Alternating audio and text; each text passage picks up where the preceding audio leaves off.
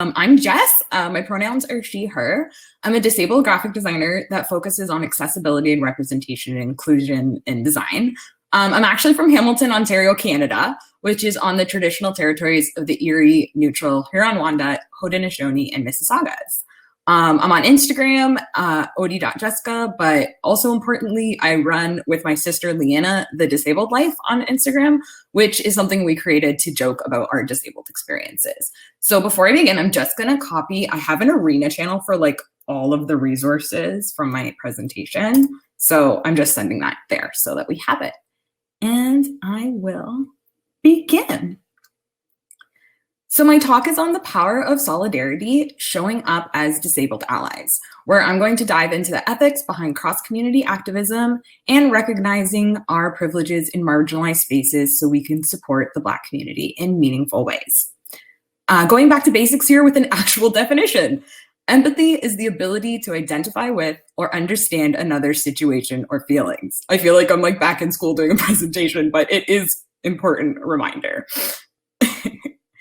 Empathy has had a bad reputation, mainly for how it's been used in modern society. That feeling is not an opportunity to try and relate to someone's experience by making it about yourself. You know, we're not saying here, oh my God, I feel you, and then insert big paragraphs about myself. It's simply a way for someone to acknowledge the truths of another human being. We're saying, I can empathize with your pain. I know that feeling of being disregarded, so I'm going to do my best to validate your experiences by being part of the solution for you. So it's time to get back to the basics of empathy, remove our egos so we don't turn the narrative back on ourselves. We should use it as a tool to support each other by holding space for the differences in our lived experiences.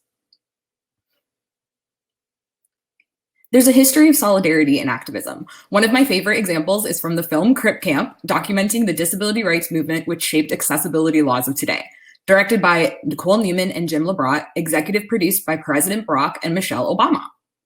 So quick backstory here, part of the film covers an 11-day sit-in protest back in April 1977 by disabled people for Section 504 inside the Regional Housing, Education, and Welfare Office in San Francisco. Members of this protest endured through innovation and sheer determination thanks to Judy Heumann as a major organizer. But part of their endurance was also thanks to major help from the Black Panthers, who came to serve hot meals and support during those 11 days. When protesters look back on that moment, one recalled asking the Black Panthers why they came to help anyway. And their response was simply, you're trying to make the world a better place. And that's what we're all about too. And what a better example of the purest form of empathy in action, right? So we need to come together as marginalized communities to support each other's causes. And in order to do that authentically, it starts with decentering our own injustices when we're supporting someone else's.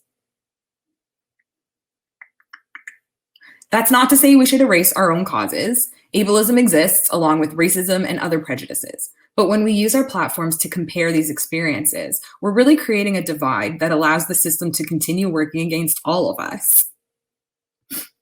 Which is why it's so important to start by acknowledging our own privileges. I may experience ableism, and sure, that is valid, but it does not waive the large amount of white privilege that I occupy within that space.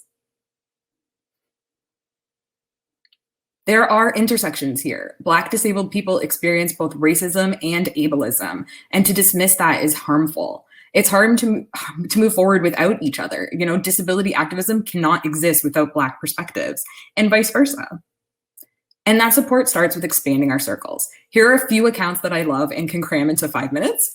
Amani Barbarin, AKA Crutches and Spice, is a communications expert sharing her experiences as a Black woman with CP, or cerebral palsy. Speaking of Black moms we love, Jen White Johnson is a neurodiverse and disabled Afro-Latina artist and designer for Collective Liberation. She's a mother to an autistic son and one of my personal favorite designers who actually created the Black Disabled Lives Matter campaign. There's Jillian Mercado, model, actress, activist, and founder of the Black Disabled Creatives Database. She hits so many notes on representation and created this amazing space for Black disabled creatives to be recognized and hired.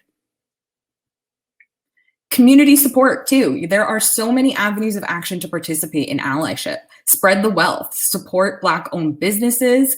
Here's a local one in Hamilton called Black Owned by Abigail, Alexandria, and Ashley Montag, or join mutual aid fund groups online. And I know disabled folk don't always have the funds or can't necessarily safely join in protests right now. So support your local organizers, sign petitions, do what you can from home. We have great organizations like March for Black Lives Canada by Amani Williams. And as freelancers, we can show workspace support. Just because I'm not corporate doesn't mean I can't give within my own practice. Part of the daily routine has been signing on to the Where Are the Black Designers and Design to Divest channels and seeing where I can be of use. When we make one-on-one connections and share our resources, investing in the equity of Black designers becomes a daily practice.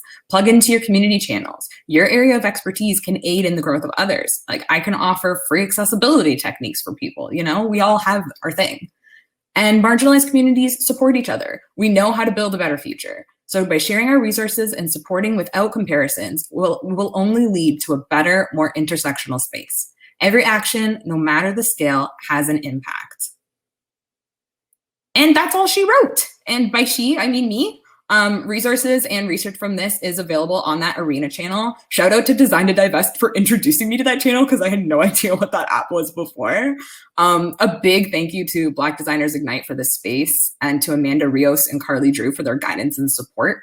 If anyone wants to connect ever or talk about accessibility and design, I'm on email, oddi.jessica@gmail.com or Instagram @oddi.jessica.